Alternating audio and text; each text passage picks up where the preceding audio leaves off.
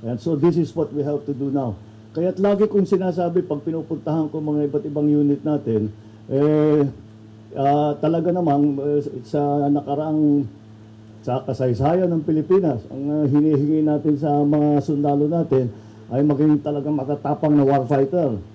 Mukha naman talagang natupad yung mission na yun. You've been able to do that. But now we also have to be peacemakers and peacekeepers. And that is why it is a continuing process. Hindi naman ganun lang kasimple. At basta't natigil ang putukan, kailangan pa rin na tayo tumulong sa mga sumama na sa atin. At para naman maramdaman nila na sila ay inaalagaan.